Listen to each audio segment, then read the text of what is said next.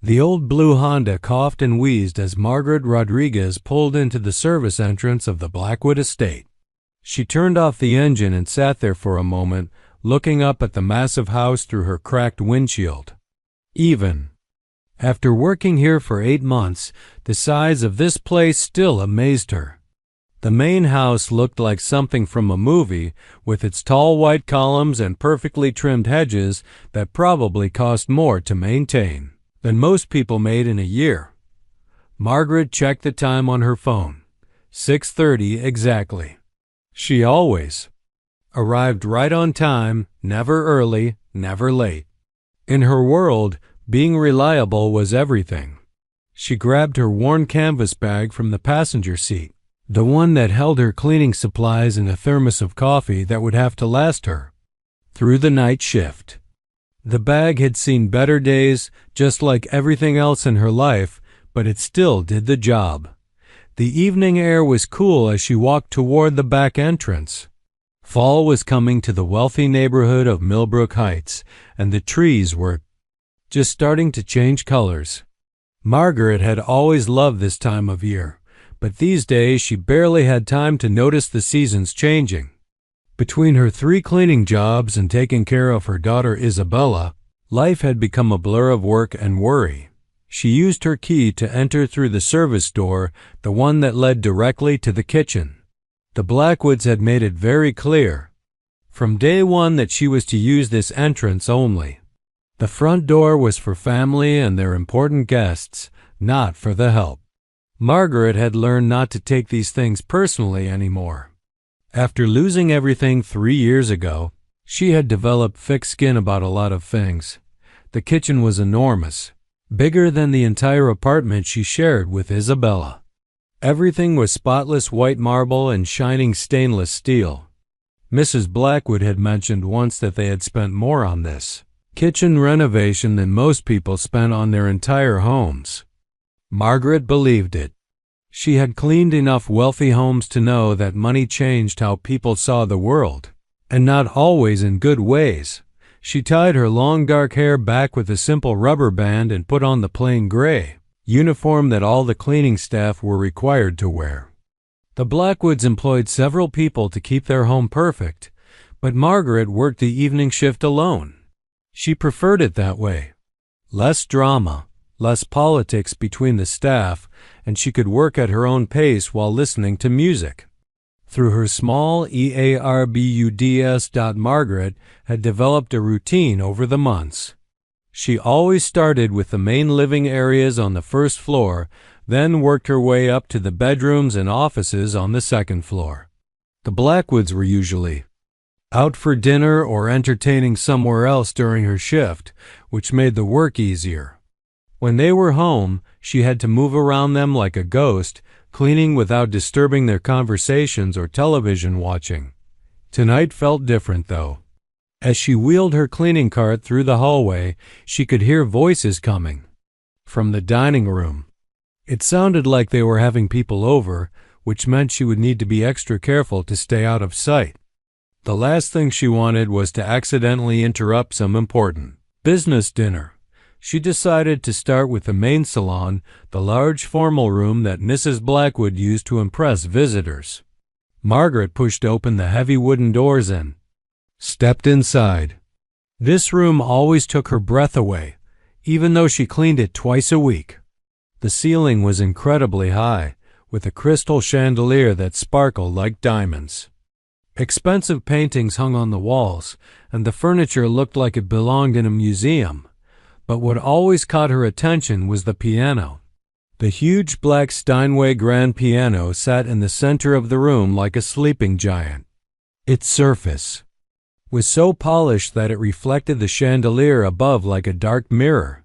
Margaret had been told to dust it carefully, but never to open it or touch the keys. Mrs. Blackwood had been very specific about that rule every time Margaret cleaned. This room, she found herself staring at that piano. She wondered if anyone in the family actually played it, or if it was just another expensive decoration. In all her months working here, she had never heard a single note come from it. That seemed like such a waste. A piano was meant to make music, not just look pretty. She started dusting the furniture, working methodically around the room. The voices from the dining room were getting louder and more animated. She could hear Mr. Blackwood's booming laugh echoing through the house. Richard Blackwood was the kind of man who never spoke quietly. Everything about him was big and loud, from his voice to his personality to his opinions about everything. Margaret had only spoken to him a few times since she started working here. He was the type of wealthy man who looked right through people like her, as if they were invisible. She was just part of the house, like the furniture or the paintings on the walls. Sometimes she wondered if he even remembered her name, or if she was just the cleaning lady to him. She moved closer to the piano to dust its legs and bench. Up close, she could see the craftsmanship that went into making this instrument. Every detail was perfect, from the smooth curves of its body to the way the keys caught the light when she lifted the cover slightly to dust underneath. Her fingers twitched involuntarily, remembering a different time, a different life. Margaret quickly pushed those thoughts away and focused on her work. Remembering the past only made the present harder to bear. She had learned to live in the moment, to focus on what needed to be done today instead of dwelling on what used to be, or worrying too much about tomorrow. The sound of footsteps in the hallway made her freeze. Someone was coming toward the salon. She quickly moved away from the piano and grabbed her dust cloth, pretending to be busy cleaning a side table. The doors opened and Mrs. Blackwood walked in with two other women, all of them dressed in expensive evening clothes and carrying wine glasses. "And this is our music room," Mrs. Blackwood was saying in her refined accent. "Richard insisted on the Steinway, even though none of us actually play. But it does make quite a statement, don't you think?" The other women murmured their agreement, admiring the piano like it was a piece of art instead of an instrument. Margaret continued dusting, making herself as invisible as possible. Years of working in wealthy homes had taught her how to blend into the background when the family had guests. "It's absolutely gorgeous," one of the women said. "I keep telling my husband we need a piano for our new house, but he thinks it's a waste since little Catherine only plays violin." Margaret finished with the side table and quietly moved her cart toward the door. She would come back to finish this room later, after the guests had moved on to whatever was next on their evening's entertainment. As she reached for the door handle, she heard Mrs. Blackwood laugh. "Oh, Richard always says that culture is something you display, not something you actually use. The piano looks wonderful, and that's what matters." Margaret slipped out of the room and closed the doors softly behind her. She stood in the hallway for a moment, thinking about what Mrs. Blackwood had just said. Culture as display, not use. A piano that never sang. A beautiful instrument reduced to expensive furniture. She shook her head and pushed her cart toward the next room. There was still a lot of work to do before her shift ended, and thinking about the waste of that silent piano would not help her finish any faster. By 7:30, the Blackwood mansion was buzzing with activity. Margaret could hear car doors slamming in the circular driveway as expensive vehicles dropped off guests for the evening's dinner party. She stayed on the second floor, working quietly in the guest bedrooms while the sounds of laughter and conversation drifted up from below. This was clearly one of Richard Blackwood's important business dinners. Margaret had cleaned up after enough of these events to recognize the pattern. The catering staff had arrived earlier with boxes of gourmet food. The florist had delivered elaborate arrangements, and Mrs. Blackwood had spent the afternoon directing everyone to make sure every detail was perfect. Through the upstairs windows, Margaret could see the valet parking attendants directing a parade of luxury cars. BMW, Mercedes, Tesla, Porsche. Each car probably cost more than she would make in 5 years, but in this neighborhood, they were just normal Tuesday night transportation. Around 8 o'clock, Mrs. Blackwood's voice echoed through the house intercom system. "Margaret, we need You downstairs to help serve drinks and clear plates during dinner. Please come to the kitchen immediately." Margaret sighed and put down her vacuum cleaner. This was not unusual, but it always made her nervous. Working around the family's guests required a different kind of invisibility. She had to be helpful without being noticed, efficient without being intrusive. Rich people had a talent for making service staff feel like furniture that could move and think. She made her way down the back staircase to the kitchen, where the catering manager was directing a small army of servers. The kitchen looked like controlled chaos, with people carrying trays of appetizers and opening bottles of wine that probably cost more than Margaret's monthly rent. "You must be Margaret," said the catering manager, a thin woman with perfectly styled hair who looked like she had never cleaned anything in her life. "I'm Patricia. We need you to circulate with drinks and make sure the dining room stays tidy. Just stay in the background and keep everything flowing smoothly." Margaret nodded and accepted a tray of wine glasses filled with what looked like very expensive red wine. She had learned over the months that the Blackwoods only served the best of everything when they wanted to impress people. Tonight's dinner was clearly about business, which meant everything had to be perfect. She pushed through the swinging doors into the dining room and immediately felt the energy of the party. 8 couples were seated around the enormous mahogany table, all dressed in clothes that cost more than most people's cars. The conversation was loud and animated, filled with the kind of confidence that only came with serious money. Richard Blackwood sat at the head of the table like a king holding court.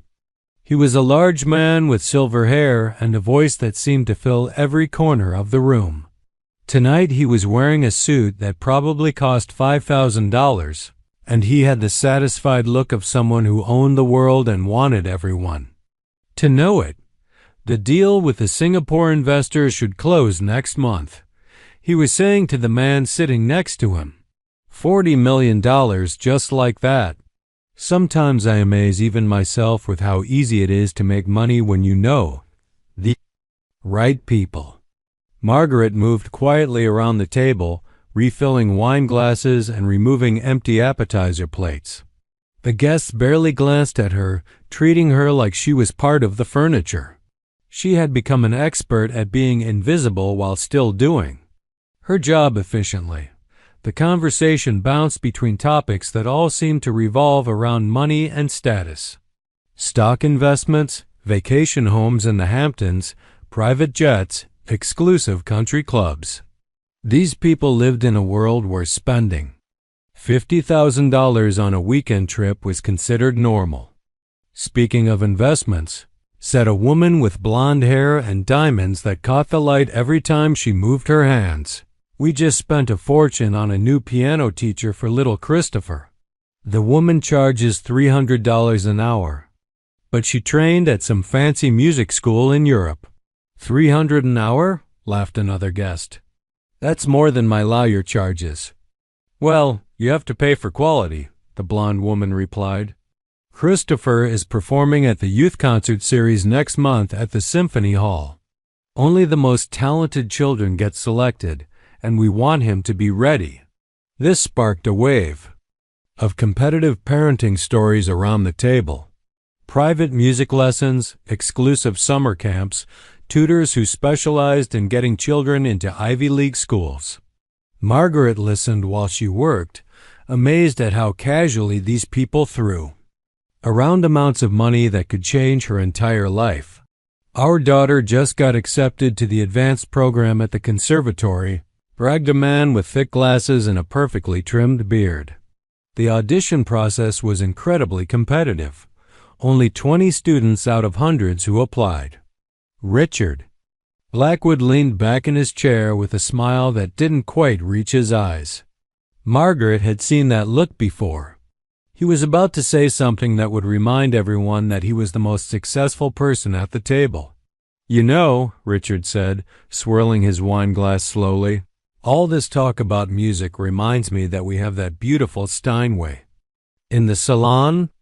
Cost me more than most people's houses, but it really does make a statement about appreciating the finer things in life. Oh, you have a Steinway?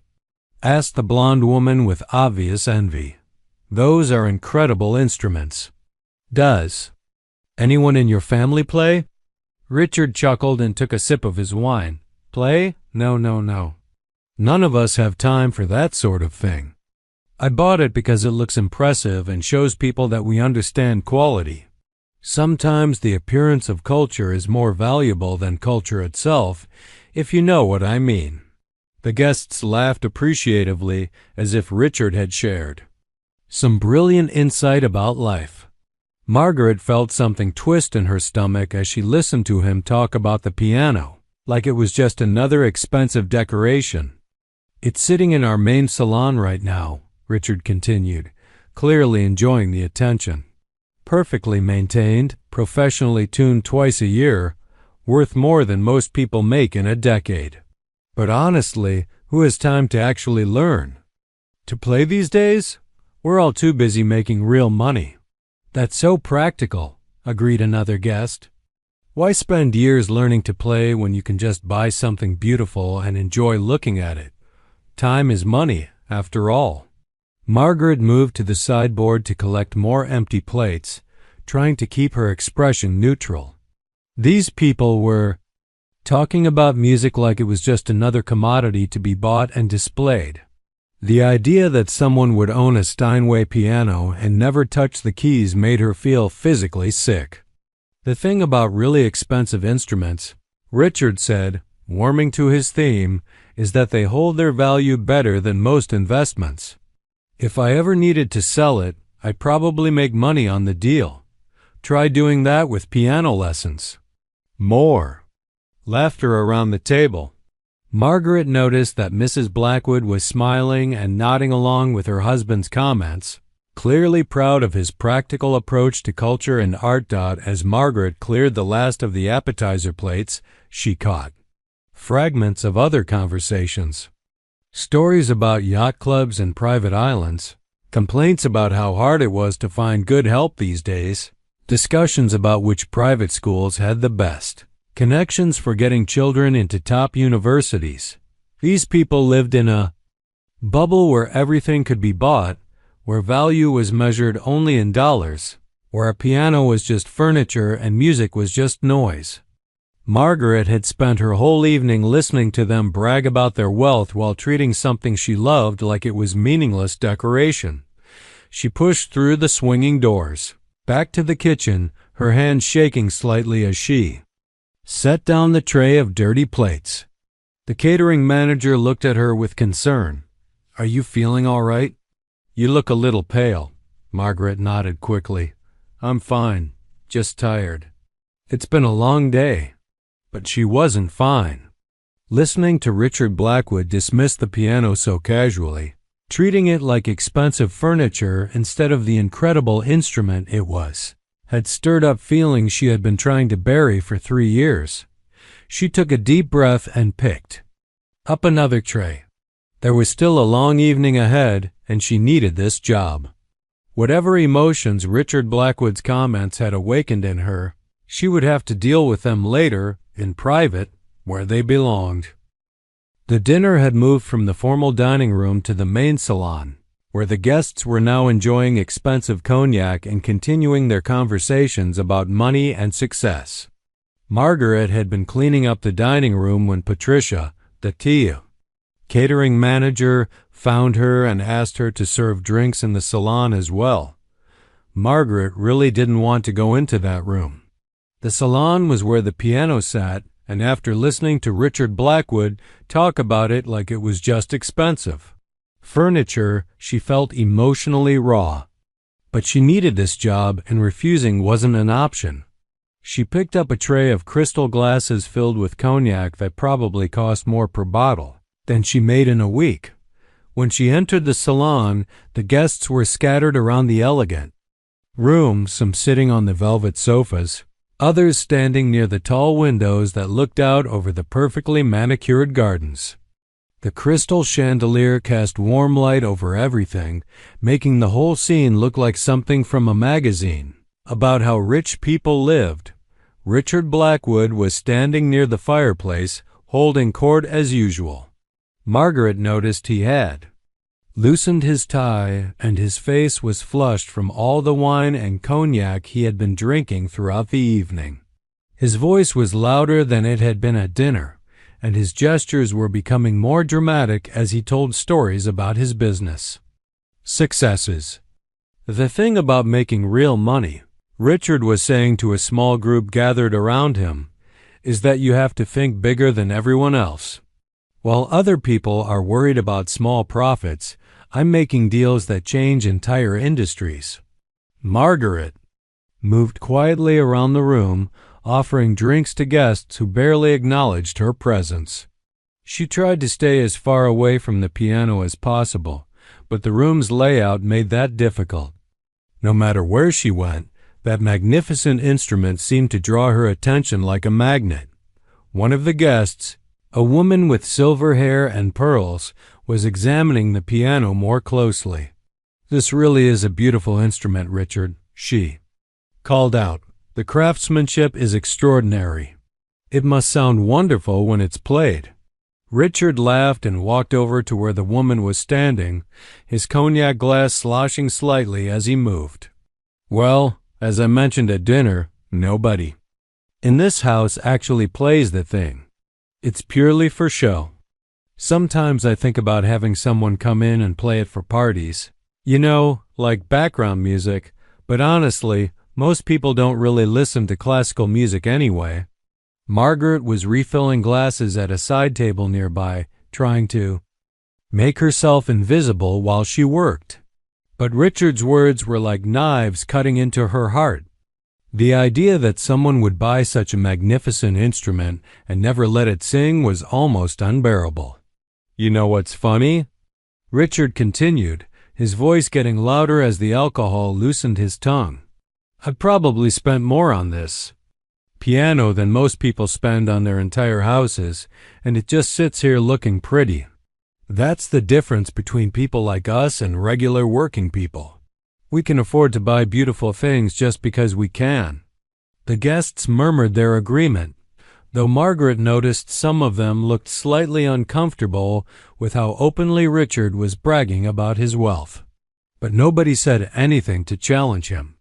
In groups like this, money talked loudest. Of all, Margaret finished with the side table and started to move toward the door, hoping to escape back to the kitchen. But as she passed near the piano, Richard's attention suddenly focused on her. She could see his eyes were glassy from drinking, and there was something in his expression that made her stomach clench with anxiety. "You know what?" Richard said, suddenly, his voice cutting through the conversations happening around the room. "Speaking of regular working people, we have our very own representative right here." Margaret felt every eye in the room turn toward her. She stopped walking and looked down at the tray in her hands, hoping that if she didn't make eye contact, Richard would lose interest and turn his attention to something else. But Richard was just getting started. The alcohol had loosened his inhibitions, and Margaret could see that dangerous look in his eyes that meant he was about to do something cruel for his own amusement. "Margaret here has been cleaning our house for months," Richard announced to the room, as if he was introducing some kind of curiosity for his guests to examine. "She works 3 different jobs, isn't that right, Margaret? 3 different houses, 3 different families, probably making in a whole year what some people in this room spend on a weekend vacation." Margaret felt her face burning with embarrassment.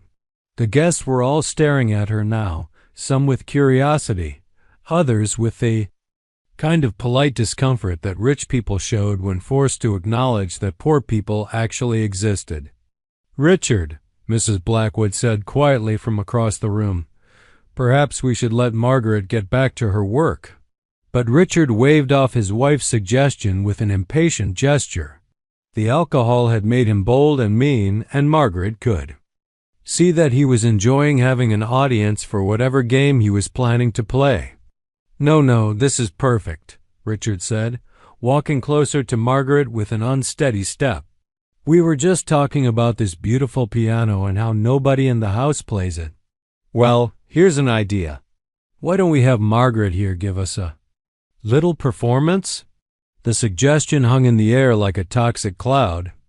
Margaret felt her heart start racing, and she gripped the tray tighter to keep her hands from shaking. Several guests shifted uncomfortably, clearly realizing that their host was about to cross a line from rude into genuinely cruel. I don't think. That's a good idea, Mr. Blackwood, Margaret said quietly, her voice barely above a whisper. I should really get back to cleaning up the dining room. Nonsense, Richard declared, his voice booming across the salon. Come on, everyone, this will be entertaining. We have this incredibly expensive piano that never gets played. And here we have someone from the working class who can show us what they think music is supposed to sound like. Margaret took a step backward, clutching the tray like it was a shield. Really, Mr. Blackwood, I don't know how to play piano. I should just finish my work and let you enjoy your evening with your guests. But Richard was beyond listening to reason. The combination of alcohol and the audience of wealthy friends had brought out the worst in his personality. He was going to humiliate Margaret for sport, and nothing she said was going to stop him. Oh, come on, Richard said with a nasty smile. Don't be modest. I bet you've always wondered what it would be like to sit at a piano like this. Here's your chance to live like rich people for a few minutes. Some of the guests were looking down at their drinks or out the windows, clearly uncomfortable with what they were witnessing. But nobody spoke up to stop Richard. In their world, challenging your host's behavior simply wasn't done, especially when that host was as wealthy and influential as Richard Blackwood. Richard, really? Mrs. Blackwood tried again. I think Margaret has work to do. The work can wait, Richard snapped, his pleasant host mask slipping to reveal the cruel person underneath. This is my house, my piano, my staff, and if I want some entertainment, that's exactly what I'm going to get. Margaret realized with growing horror that there was no escape from this situation. Richard Blackwood had decided to humiliate her in front of his wealthy friends, and he had the power to make her life very difficult if she refused. She needed this job desperately. Without it, she and Isabella would lose their apartment. Just sit down at the piano, Richard commanded, pointing toward the bench with his cognac glass. Play us something simple. Maybe Twinkle, Twinkle, Little Star, or something else at your level. The guests watched in uncomfortable silence as Margaret slowly set down her tray on a nearby table. Her hands were trembling now, and she felt sick to her stomach. But she had no choice. She needed this job too much to risk losing it by defying Richard Blackwood in front of his important business associates. With slow, reluctant steps, Margaret walked toward the piano. Each step felt like walking toward her own execution. She could feel the eyes of everyone in the room watching her, waiting to see how this cruel entertainment would play out. Richard followed behind her, still talking to his audience. This should be interesting, he said with a laugh that had no warmth in it. Let's see what our cleaning lady thinks she knows about music. Margaret reached the piano bench and stood there for a moment, staring down at the polished wood. Her heart was pounding so hard she was sure everyone in the room could hear it. Behind her, she could sense Richard's satisfied smile as he prepared to enjoy watching her fail and embarrass herself. She had no idea that in just a few moments, everything in that room was about to change forever. Margaret stood in front of the piano bench, her whole body trembling. The beautiful black and white keys seemed to mock her from beneath the polished lid. She could feel Richard Blackwood standing behind her, practically radiating satisfaction at the entertainment he was about to provide for his wealthy guests. Go ahead, Richard said with a cruel smile in his voice. Don't be shy. We're all friends here. Just sit down and play us something nice and simple. Margaret's hands were shaking so badly she had to clasp them together to hide it. The last thing she wanted was to give Richard even more reason to laugh at her. She slowly lowered herself onto the piano bench, the expensive leather cushion soft beneath her. When was the last time she had sat at a piano bench? 3 years? It felt like a lifetime ago. That's it, Richard continued, clearly enjoying himself. Make yourself comfortable. Pretend you belong there. The comment sent a sharp pain through Margaret's chest. Pretend you belong there. If only he knew how naturally she had once belonged at a piano bench, how many hours she had spent practicing and performing, how music had once been as essential to her as breathing. Behind her, she could hear some of the guests shifting uncomfortably in their seats. A few were whispering quietly to each other, probably wondering if their host had gone too far this time. But nobody spoke up loud enough for Richard to hear. In this world of wealth and power, nobody wanted to risk offending someone as influential as Richard Blackwood. You know what I think would be perfect? Richard announced to the room, his voice getting louder and more theatrical. Something really basic. Maybe Mary had a little lamb or chopsticks. Something that matches the skill level we're dealing with here. A nervous laugh rippled through some of the guests. Margaret closed her eyes for a moment, trying to block out Richard's voice and the feeling of all those eyes staring at her.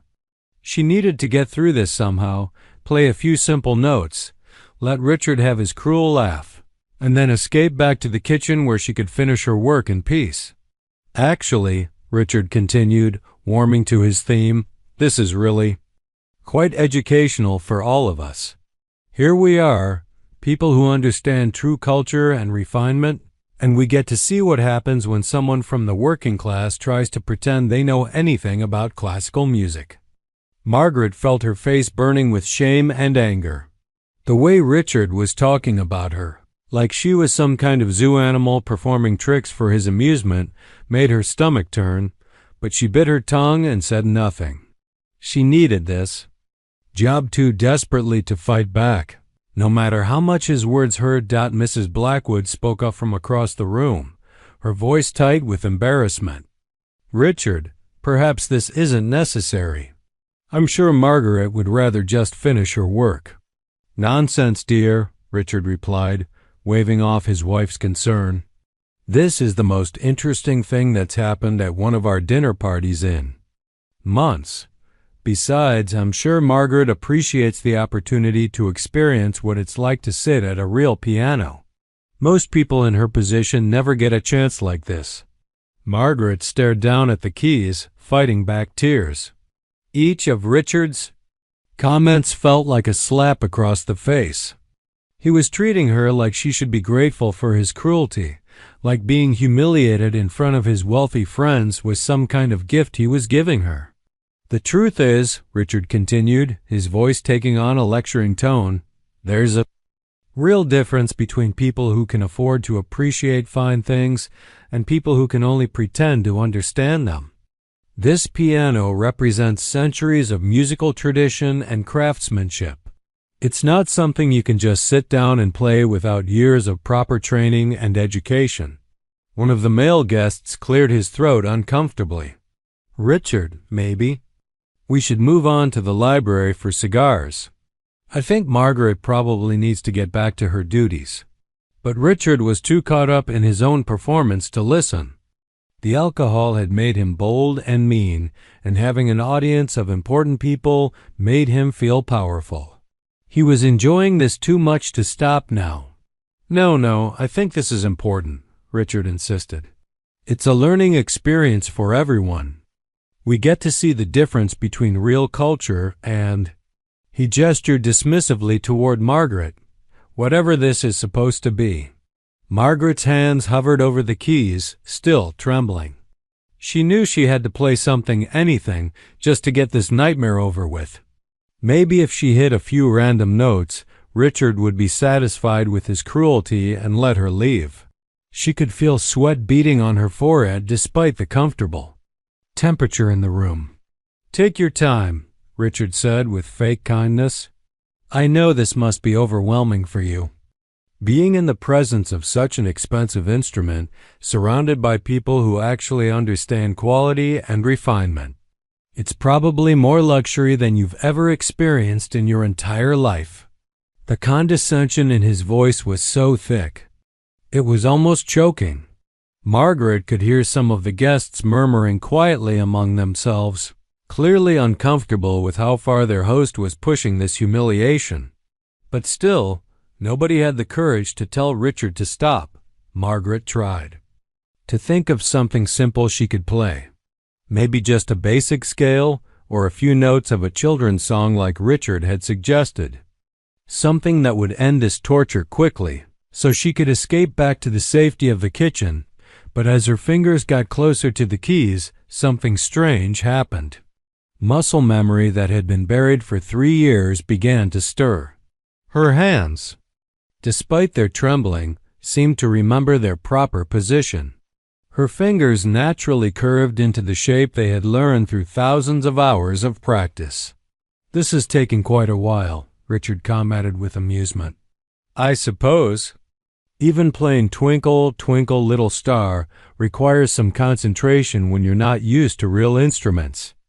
Margaret closed her eyes and tried to push away the memories that Richard's cruelty was awakening. She thought about Isabella, waiting at home for her to return from work.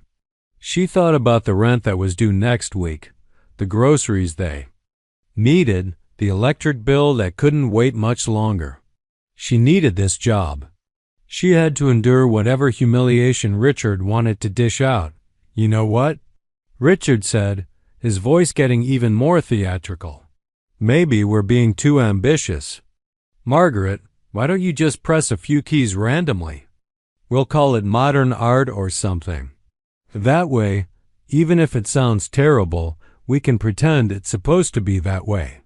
The guest's discomfort was becoming more obvious now. Several people were staring down at their drinks or looking out the windows, clearly wishing this whole scene would end. But Richard was too, intoxicated with his own power to notice or care about their discomfort. Margaret opened her eyes and looked down at the keys again. They were beautiful, each one perfectly positioned and gleaming in the chandelier's light. For just a moment, she allowed herself to remember what it felt like when music flowed through her fingers, when she and the piano worked together to create something magical. But those days were gone. That life was over. Now she was just a cleaning lady who needed to survive whatever cruelty Richard Blackwood wanted to throw at her. She took a deep breath and slowly reached toward the keys. Behind her, Richard was still talking, still making jokes at her expense for the entertainment of his wealthy friends. She could feel their eyes on her back, waiting to see how this cruel entertainment would play out. Margaret's fingers touched the keys for the first time in 3 years. The smooth ivory felt cool and familiar beneath her fingertips, like greeting an old friend she thought she would never see again. Richard was saying something else behind her. Probably another insult disguised as humor. But Margaret wasn't listening anymore. For the first time since this nightmare began, her mind went quiet. All the fear and anger and humiliation faded into the background. Her fingers found their positions on the keys as if no time had passed at all. And then, without really deciding to do it, Margaret began to play. The first notes that came from the piano were nothing like what anyone in the room expected. Instead of the fumbling, uncertain sounds of someone who had never touched a piano before, the music that filled the salon was pure, confident, and breathtakingly beautiful. Margaret's fingers moved across the keys with the kind of precision that only came from years of intensive training. She wasn't playing Twinkle, Twinkle, Little Star or Chopsticks like Richard had mockingly suggested. Instead, she had begun one of the most challenging pieces in classical piano literature, Chopin's Fantaisie Impromptu. The complex, rapid-fire notes cascaded from the piano like water flowing over stones. Margaret's hands danced across the keyboard with a grace and confidence that seemed impossible. Her left hand played a steady, powerful rhythm while her right hand wove an intricate melody that seemed to float above it like magic. Richard Blackwood's mocking laughter died in his throat. His mouth fell open as he stared at Margaret's hands moving with professional skill across the keys of his expensive piano. This was not what was supposed to happen. This was not the humiliating entertainment he had planned for his guests. The guests around the room had fallen completely silent. Conversation stopped mid-sentence. Cognac glasses were forgotten, and all eyes focused on the woman in the simple gray uniform who was producing music that belonged in the world's greatest concert halls. Mrs. Blackwood, who had been trying to stop her husband's cruel game, now stood frozen by the fireplace, her hand pressed to her chest. She had hosted dozens of dinner parties in this room, but she had never heard the Steinways sing like this. The piano seemed to come alive under Margaret's touch, its voice filling every corner of the salon with pure crystalline sound. Margaret herself felt like she was in a dream. Her fingers remembered every note, every subtle timing, every delicate touch that the piece required. It was as if the last 3 years of cleaning houses and struggling to survive had never happened. For these precious moments, she was exactly where she belonged, at a piano, creating beauty from silence. The music grew more complex as Margaret moved into the most challenging section of the piece. Her hands crossed over each other in impossible patterns, playing notes so fast they almost blurred together. But every single note was perfect, crystal clear, and filled with the kind of emotion that could only come from someone who truly understood what they were playing. One of the guests, an elderly man with silver hair who had been silent most of the evening, slowly set down his cognac glass and leaned forward in his chair. There were tears forming in his eyes as he listened to Margaret play. He recognized the piece, and he knew exactly how difficult it was. What he was witnessing was nothing short of miraculous. Richard stood behind the piano bench, his face cycling through emotions like a broken television. Confusion gave way to shock, shock gave way to anger, and anger gave way to a kind of panicked disbelief. This was his cleaning lady, his employee, someone he paid to dust his furniture and clean his toilets. She wasn't supposed to be capable of this. The music continued to flow from off Margaret's fingers like it was the most natural thing in the world. She had moved seamlessly from the opening section into the hauntingly beautiful middle passage, where the melody became slower and more lyrical. Her touch on the keys was so gentle and controlled that each note seemed to hang in the air for exactly the right amount of time before dissolving into the next. Several of the women in the room had tears streaming down their faces. They had spent the entire evening talking about their children's expensive music lessons and exclusive performances, but none of them had ever heard anything like what Margaret was playing. This wasn't just technical skill, this was artistry. At its highest level, Margaret's eyes were closed now, completely lost in the music. Her whole body swayed slightly with the rhythm, and her face had transformed from the mask of fear and humiliation she had worn just minutes before. Now she looked peaceful, powerful, and absolutely radiant. This was who she really was. Underneath the simple uniform and the exhaustion of working 3 jobs. As the piece built toward its dramatic conclusion, Margaret's hands flew across the keyboard with increasing speed and intensity.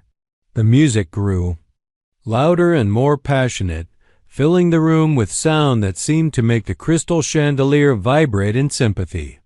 Every person in the salon could feel the music in their chest, in their bones, in their very souls. Richard tried to speak, to say something that would interrupt this impossible performance and restore his control over the situation, but no words came out. He stood there with his mouth opening and closing like a fish out of water, completely unable to process what he was witnessing. The blonde woman who had been bragging about her son's expensive piano lessons was crying openly now. She understood enough about music to know that what Margaret was playing was far beyond anything her child would ever achieve, despite all the money she had spent on his education. This was the kind of talent that couldn't be bought or taught. It was a gift that some people were born with. Margaret reached the final section of the piece, where the opening melody returned, but with even more complexity and power. Her fingers moved so fast they were almost a blur, but every note rang out clear and perfect. The music built to an incredible crescendo that seemed to shake the very foundations of the house, and then, with a final, thunderous chord that seemed to hang in the air forever, the music stopped. The silence that followed was so complete it was almost painful. Nobody moved, nobody spoke, nobody even seemed to breathe. The only sound in the entire salon was the faint echo of the final chord slowly fading away. Margaret sat at the piano bench with her hands still resting on the keys, her eyes still closed, her breathing slow and deep. For a few precious moments, she had been home again. She had been herself again. She had been the pianist she was always meant to be. Slowly she opened her eyes and turned around to face the room. The faces staring back at her were completely different from the ones that had been watching her with amusement and superiority just minutes before. Now they looked at her with awe, with respect, and with something that might have been shame. The elderly man with silver hair was the first to move. He stood up slowly from his chair, his legs unsteady with emotion, and began to clap. The sound of his applause seemed to break the spell that had fallen over the room. And suddenly everyone was standing, everyone was clapping. And several people were wiping tears from their eyes.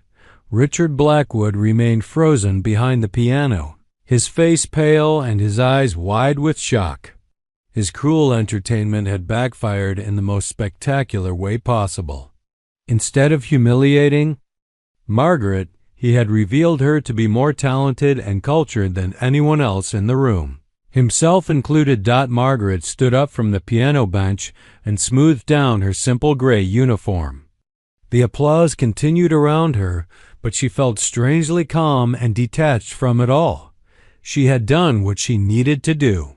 She had played the music that was always inside her, waiting to be released. She looked directly at Richard for the first time since this whole ordeal began.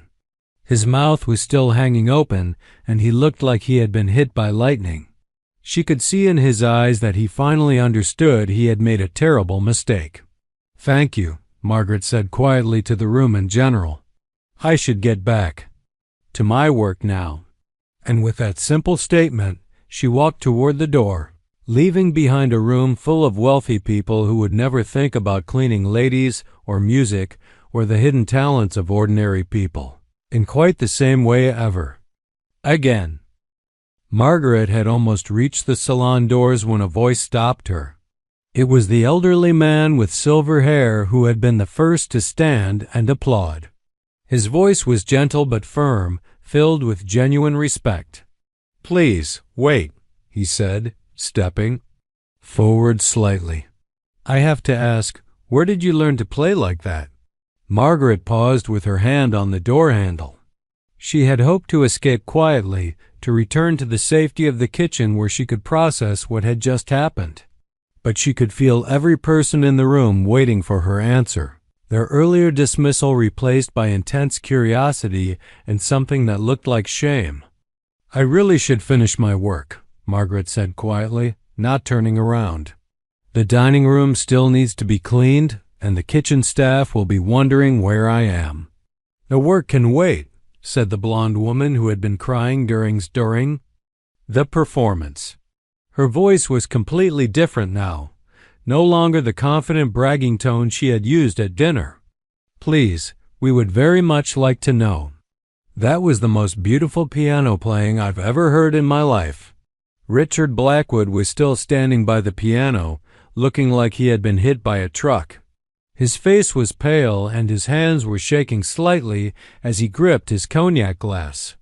The cruel entertainment he had planned had backfired so completely that he seemed unable to speak or even move properly. Margaret slowly turned back to face the room. She could see the genuine curiosity in their faces, but also something else. Several of the guests looked embarrassed, ashamed of how they had been prepared to laugh at her humiliation just minutes before. The dynamic in the room had shifted so completely that it felt like an entirely different gathering. "I studied at Juilliard," Margaret said simply, her voice barely above a whisper. The silence that followed this statement was deafening. Juilliard was one of the most prestigious music schools in the world. Getting accepted there required not just talent, but extraordinary talent. The kind of talent that these wealthy people had been paying thousands of dollars trying to nurture in their own children. "Juilliard?" repeated the silver-haired man, his voice filled with awe. "You graduated from Juilliard School of Music?"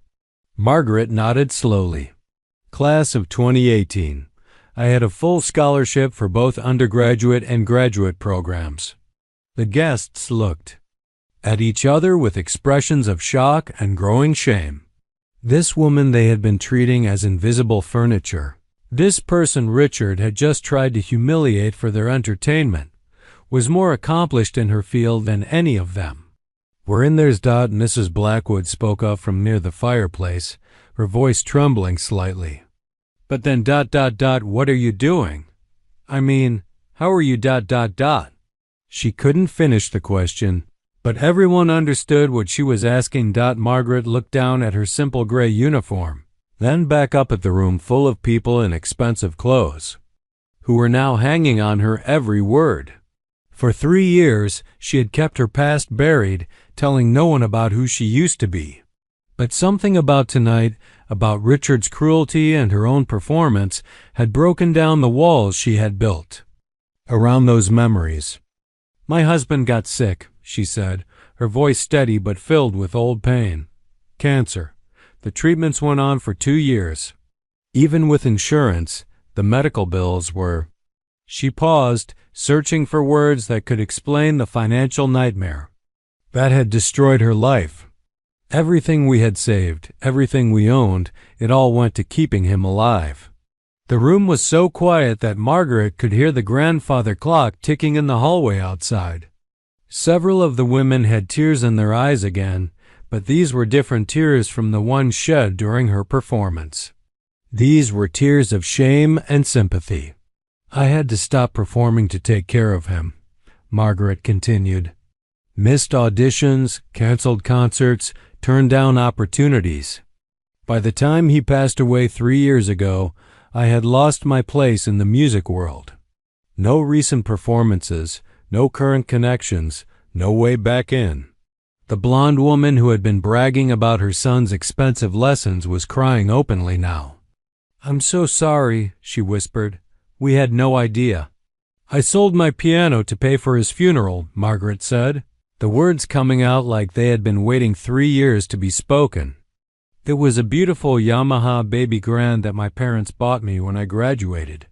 I loved that piano almost as much as I loved him." Richard finally found his voice, though it came out as barely more than a croak. "But why didn't you tell us? Why didn't you say anything about your background when you applied for the job?" Margaret looked at him with an expression that was neither angry nor bitter, just incredibly tired. "Would it have mattered, Mr. Blackwood? Would you have treated me differently if you knew I had a music degree? Or would you have just found it amusing that someone with my education was reduced to cleaning your toilets?" The question hung in the air like an accusation.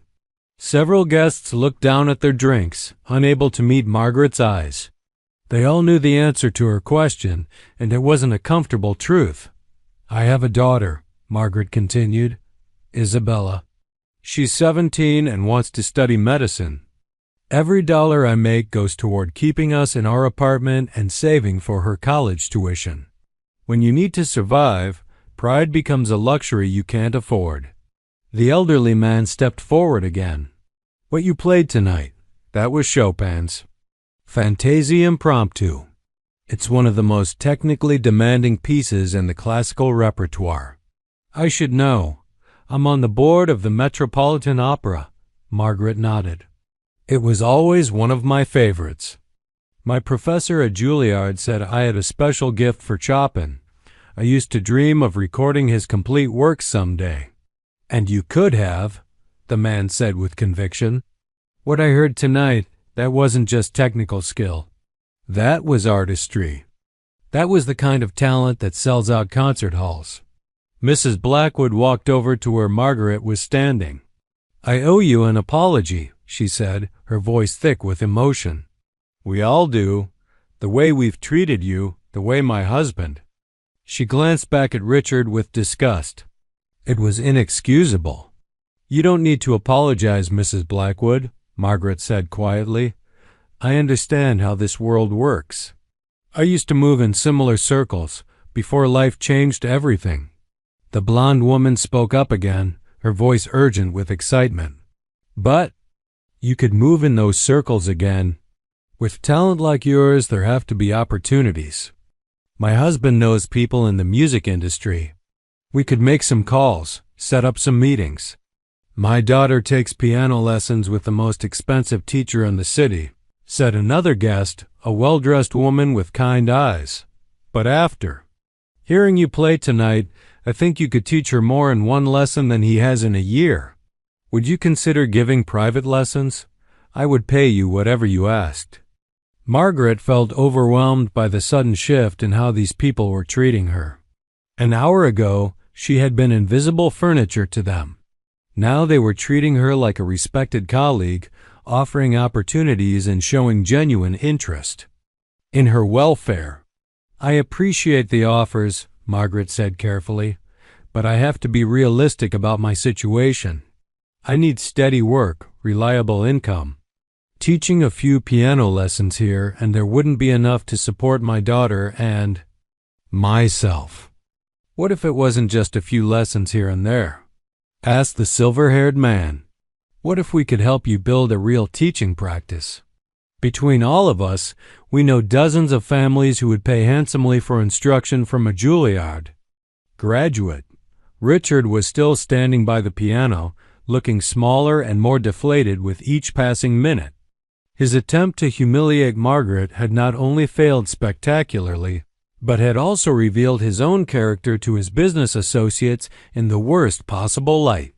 These were people he needed to impress, people whose respect was crucial to his continued success, and he had just shown them exactly what kind of person he really was. There's something else, said the elderly man, his voice growing more excited. Next month, there's a charity concert at the Symphony Hall. It's a fundraiser for music education in public schools. They're always looking for talented performers, especially ones with inspiring personal stories. Margaret felt something she hadn't experienced in 3 years, hope. Not just the desperate hope of making it through another month, but real hope for a different kind of future. The possibility that she might be able to use her talents again to be the musician she had trained so hard to become. I don't know, she said, her voice uncertain. It's been 3 years since I performed for an audience. I'm not sure I'm ready for something like that. After what we just witnessed, the man said with a smile, I think you're more ready than you realize. That performance was flawless. If you can play like that in a room full of strangers after being put on the spot, imagine what you could do on a real stage with time to prepare. Margaret looked around the room at all these wealthy, powerful people who were now looking at her with respect and genuine interest. The transformation was so complete that it felt surreal. But underneath her amazement, she felt something else. Growing, a quiet confidence that maybe, just maybe, her story wasn't over yet. The elderly man with silver hair, who had introduced himself as Dr. Harrison from the Metropolitan Opera Board, pulled out his phone right there in the salon. I'm calling Victoria Chun, he announced to the room. She's organizing the charity concert next month. If I can get her on the phone tonight, we might be able to arrange an audition for you this week. Margaret felt dizzy with how quickly things were moving. 20 minutes ago, she had been facing humiliation and possibly losing her job. Now these powerful people were making phone calls on her behalf and talking about auditions at symphony halls. "Dr. Harrison, that's very kind, but I really don't think," Margaret began, but the blonde woman interrupted her. "No, please don't." "Say no yet," the woman said urgently. "I'm Catherine Wells, and my husband owns 3 music venues in the city. When I tell him what we witnessed tonight, he'll want to meet with you immediately." She was already typing rapidly on her phone. "I'm sending him a message right now." Mrs. Blackwood approached Margaret with a look of determination. "And I'm calling my friend who runs the music program at the private academy downtown. They've been looking for a new piano instructor for months. With your credentials and talent, they would hire you in a heartbeat." Margaret looked around the room in amazement. These were the same people who had been ignoring her existence an hour ago, treating her like she was invisible furniture. Now, they were competing with each other to offer her opportunities that could change her entire life. Richard Blackwood, meanwhile, had moved to the far corner of the room and was nursing his cognac with a dark expression. He could see exactly what was happening. His attempt to humiliate Margaret had backfired so spectacularly that she was now the center of attention and respect from his most important business associates. Worse, his cruel behavior had been witnessed by people whose opinions could seriously damage his reputation. Dr. Harrison finished his phone call and walked back over to Margaret with excitement. "Victoria is still at her office. She's agreed to meet with you tomorrow afternoon at 2 o'clock at the Symphony Hall. She wants to hear you play in person." "Tomorrow?" Margaret asked, her voice barely a whisper. "But I don't have anything prepared. I haven't performed in 3 years. I don't even have proper clothes for an audition." Catherine Wells looked up from her phone. "Don't worry about clothes. We're about the same size, and I have closets full of appropriate concert attire. As for preparation, after what we just heard, I don't think you need to worry about that either." Another guest, a distinguished man in an expensive suit, stepped forward. "I'm Robert Chun, Victoria's husband, actually. I run a talent management company. If tomorrow's audition goes well, and I have no doubt it will, I'd like to discuss representation with you. There are opportunities in this city for someone with your level of talent." Margaret felt like she was living in some kind of dream. These offers were beyond anything she had dared to hope for during the dark years since her husband's death. But part of her was afraid to believe it was real, afraid that she would wake up and find herself back in the kitchen, cleaning dishes and trying to stay invisible. The woman with kind eyes who had mentioned piano lessons for her daughter came over with a business card. "I'm Linda Morrison. Even if all these other opportunities work out, I would still love for you to teach my daughter. She's been taking lessons for 4 years, but I can see now that her current teacher doesn't have your level of skill or understanding." "How much are you paying her current teacher?" asked Catherine Wells curiously. $200 an hour, Linda replied. "And honestly, after tonight, I realize we haven't been getting our money's worth." Margaret's eyes widened. $200 an hour was more than she made in an entire day of cleaning houses. If she could get just a few students at that rate, she could quit her cleaning jobs and focus entirely on music again. Dr. Harrison overheard the conversation and nodded approvingly. "That's actually on the low end for a Juilliard graduate with your level of skill. In Manhattan, teachers with your credentials charge $300 to $400 per hour." $300 to $400? Margaret repeated, hardly believing what she was hearing. At those rates, she would only need a handful of students to make more money than all 3 of her cleaning jobs combined. While these conversations were happening, Richard was becoming increasingly agitated in his corner.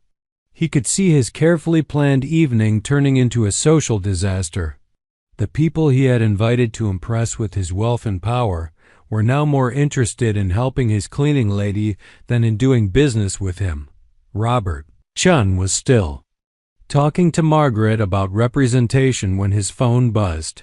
He looked at the message and smiled. My assistant just reminded me. We have a client who's looking for a piano teacher for her twin boys.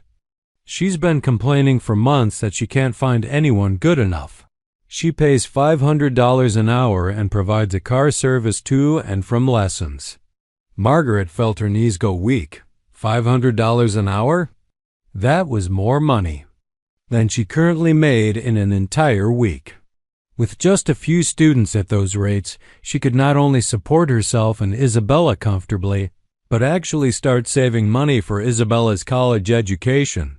Catherine Wells was still on her phone, making call after call. I've already lined up 3 potential students for you, she announced. All of them are wealthy families who are willing to pay premium rates for quality instruction. And my husband wants to discuss having you perform at his venues. He thinks you could be perfect for his classical music series. Mrs. Blackwood returned from her own phone call with good news. The Academy is very interested. They want to interview you this Thursday. The position pays $80,000 a year plus benefits, and it's only part-time, so you could still take private students on the side. Margaret sat down heavily in one of the velvet chairs, overwhelmed by the sudden transformation in her prospects. $80,000 a year was more than she had made from all 3 cleaning jobs combined, and that was just the base salary before private lessons. Richard finally spoke up from his corner, his voice bitter and angry. This is all very touching, he said with a sneer, but let's be realistic here. She's been out of the music world for 3 years. Do you really think she can just walk back into concert halls and prestigious teaching positions like nothing happened? The room fell silent, and every person turned to look at Richard with expressions of disgust. Dr. Harrison stepped forward, his voice cold and authoritative. Mr. Blackwood, he said carefully, I've been in the music world for 40 years.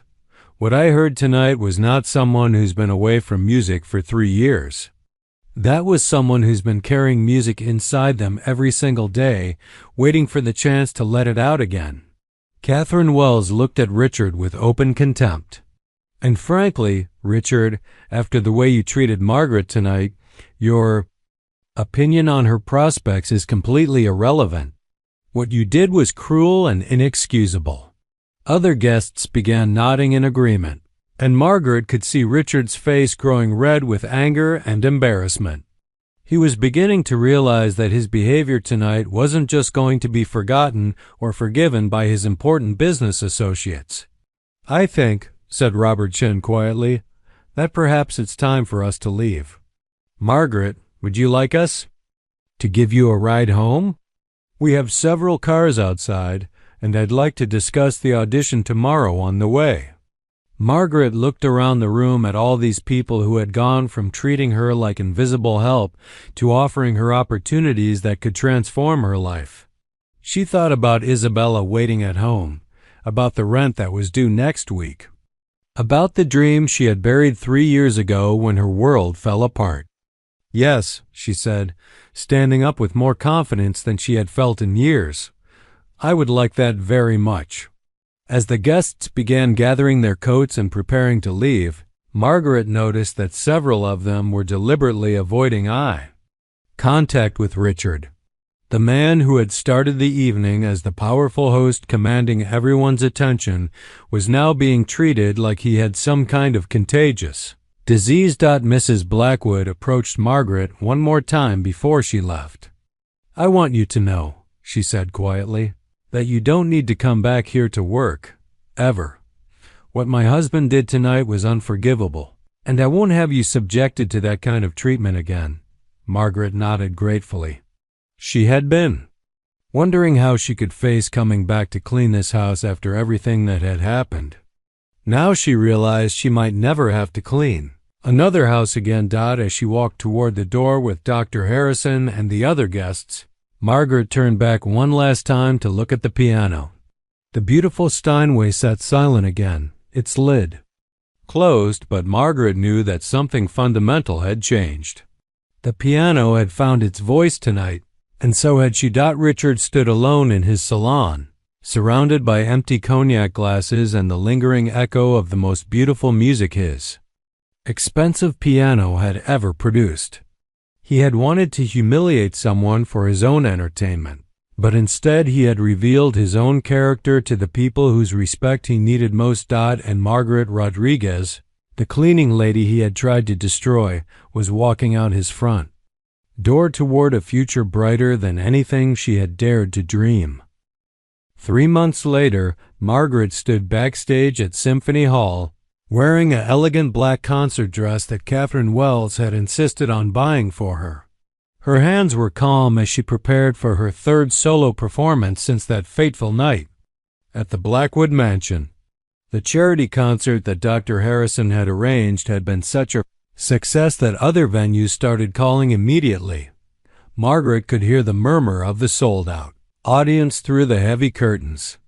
It still amazed her that people were buying tickets specifically to hear her play.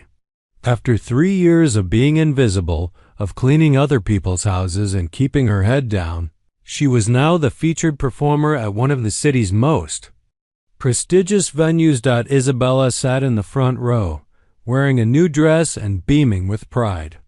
At 17, she had watched her mother transform from exhausted cleaning lady to celebrated pianist in just a few months. The college acceptance letters had started arriving last week, and thanks to Margaret's new income, they could afford to send Isabella to any school she chose. 5 minutes, Ms. Rodriguez, the stage manager whispered. Margaret nodded and took a deep breath. She thought back to that night when Richard Blackwood had tried to humiliate her in front of his wealthy friends. He had meant to break her down, to use her as entertainment for his cruel amusement. Instead, he had accidentally given her back her life. The teaching had started immediately. Within a week of that dinner party, Margaret had 12 private students, all paying between $300 and $500 per hour. Linda Morrison's daughter had made more progress in 2 weeks with Margaret than she had in 4 years with her previous teacher. Word spread quickly among the wealthy families of the city that there was a new piano teacher who was worth any price.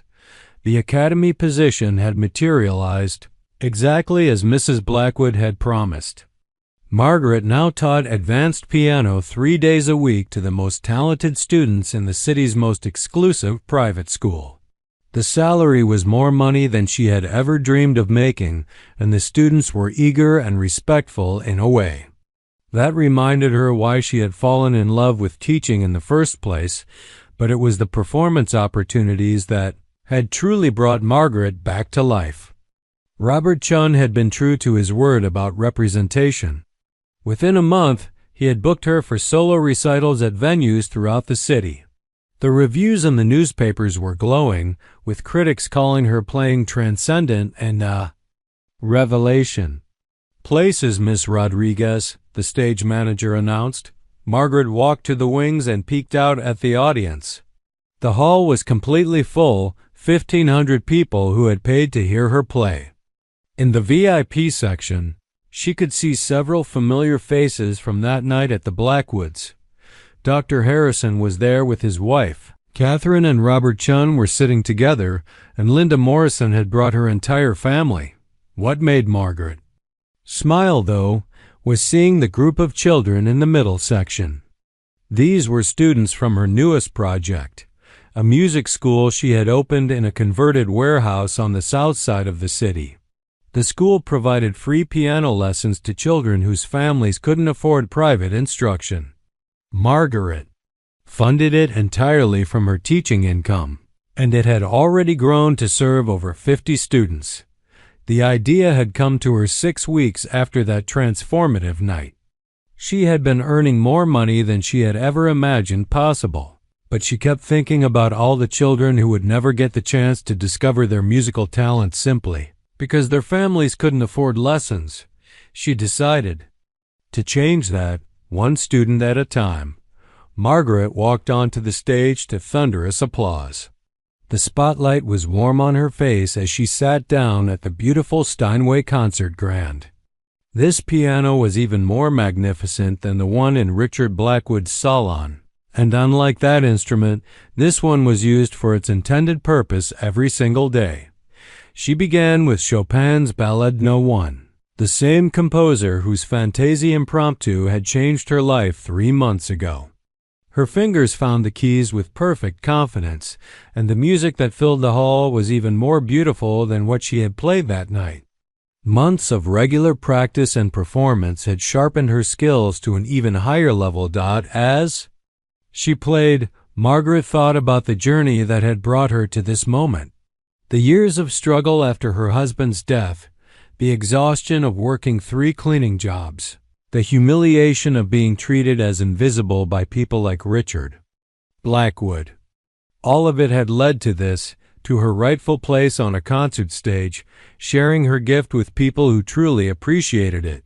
Meanwhile, across town, Richard Blackwood sat alone in his mansion, which now felt more like a prison than a palace.